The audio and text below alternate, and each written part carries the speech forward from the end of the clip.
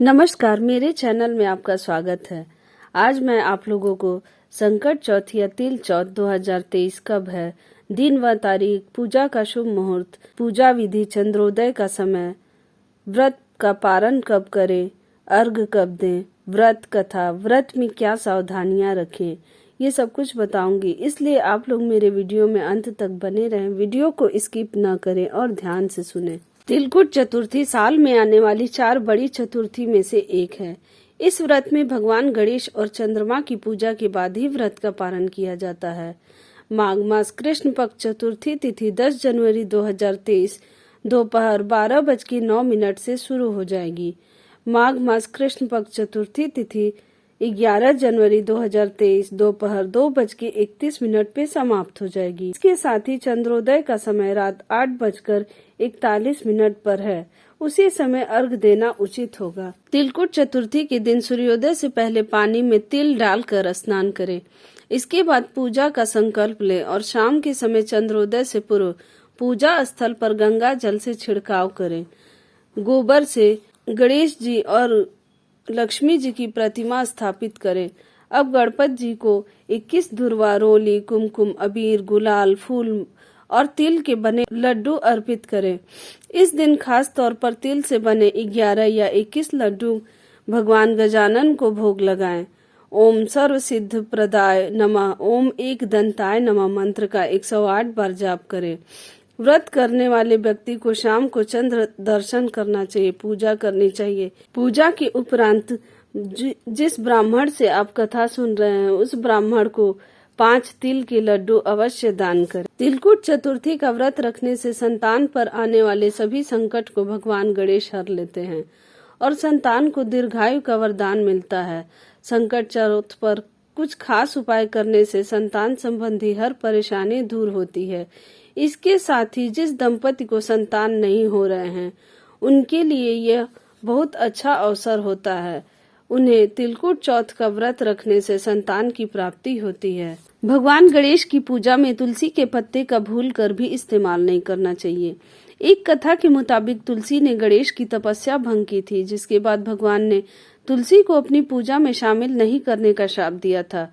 व्रती महिलाओं को काले रंग के कपड़े नहीं पहनने चाहिए। उस दिन लाल या पीले रंग के वस्त्र ही धारण करें।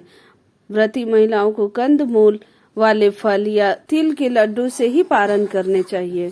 संकट चौथ पर भगवान गणेश की पूजा का विधान है। इस दिन भगवान गणेश की पूजा करने से सबसे ज्यादा व्रत फलित होता है। व्रत करने वाले भगवान की कृपा हमेशा बनी रहती है। एक पौराणिक कथा के मुताबिक इसी दिन भगवान गणेश ने भगवान शंकर और माता पार्वती की परिक्रमा की थी। संकट चौथ का व्रत रखने से संतान के लिए फलदायी होता है। संतान के सारे दुख खत्म हो जाते हैं, संतान की लंबी उम्र मिलती है। इसके साथ ही अखंड सौभाग्य का भी आशीर्वाद मिलता है।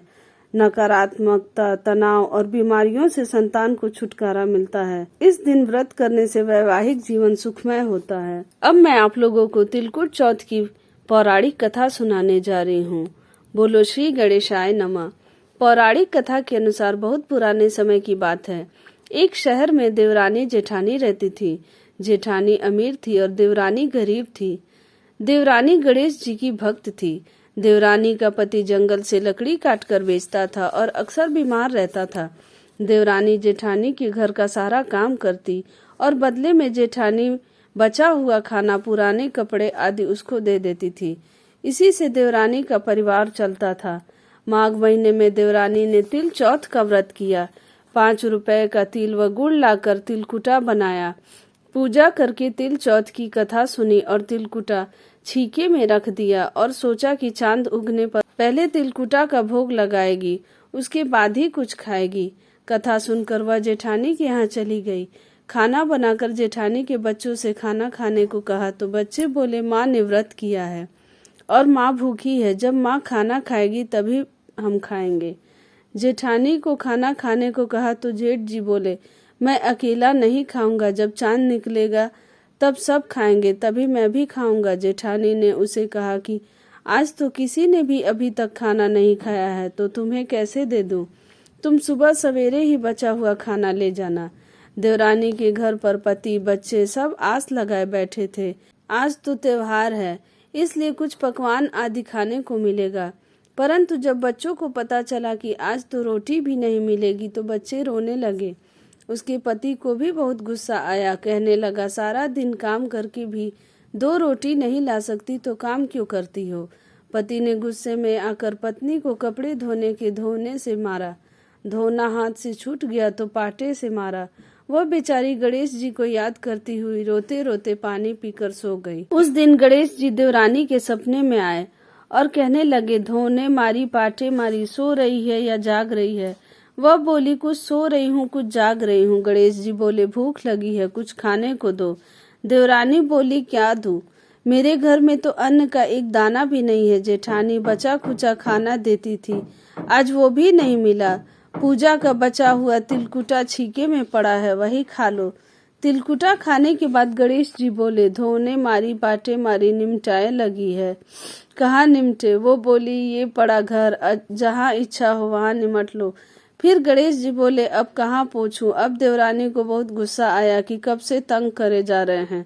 सो बोली, मेरे सर पे पूछो और कहाँ पोंछोगे। सुबह जल्दी जब देवरानी उठी तो यह देखकर हैरान रह गई कि पूरा घर हीरे मोती से जगमगा रहा है।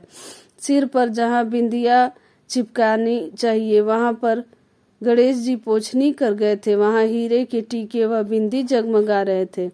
उस दिन देवरानी जेठानी के काम करने नहीं गई। बड़ी देर तक राह देखने के बाद जेठानी ने बच्चों को देवरानी को बुलाने के लिए भेजा। जेठानी ने सोचा कल खाना नहीं दिया, इसलिए शायद देवरानी बुरा मान गई है। बच्चे बुलाने गए और बोले, चाची चलो, माँ ने बुलाया है, सारा काम पड़ा है। दुनिया में चाहे कोई मौका चूक जाए पर देवरानी जेठानी आपस में कहने का मौका नहीं छोड़ती। देवरानी ने कहा, बेटा बहुत दिन तेरी माँ के यहाँ काम कर लिया, अब तुम अपनी माँ को ही मेरे यहाँ काम करने भेज दो। बच्चों ने घर जाकर माँ को बताया कि चाची का तो पूरा घर हीरे मोतियों से जगमगा रहा है। जेठानी दौड़ती हुई देवरानी के पास आई और पूछा कि ये सब कैसे हुआ। देवरानी ने उसके साथ जो हुआ वो सब कह डाला। घर लौटकर जेठानी अपने पति से कहा कि आप मुझे धोने और पाटे से मारिए। उसका पति बोला कि भली मानस, मैंने कभी तुम पर हाथ भी नहीं उठाया, मैं तुम्हें धोने और पाटे से कैसे मार सकता हूँ। वह नहीं मानी और जिद करने लगी। मजबूरन पति को उसको मारना पड़ा।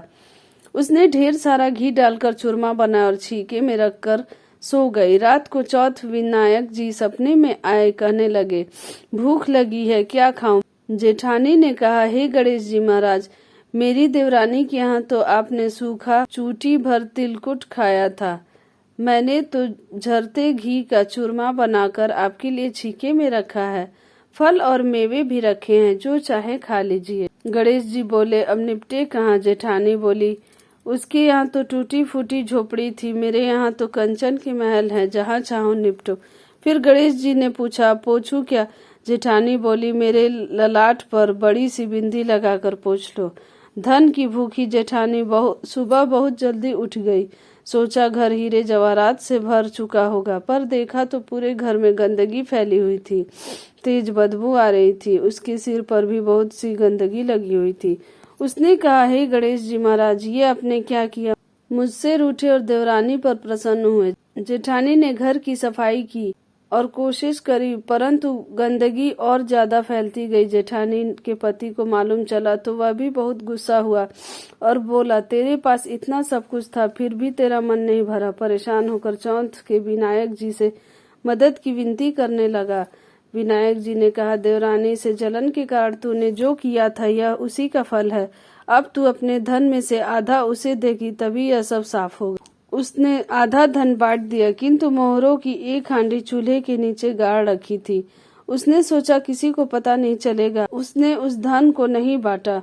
उसने कहा, हे विनायक जी, अब तो अपना यह बिखराव समेटो। वे बोले, पहले चूल्हे के नीचे गाड़ी हुई मोहरों की हांडी सहित ताक में रखी 2 सुई की भी पांति कर।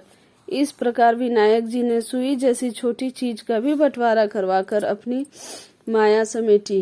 हे गणेश जी महाराज, जैसे आपने देवरानी पर कृपा करी वैसे सबके साथ करना, और जैसे आपने जेठानी के साथ किया वैसा किसी के साथ नहीं करना।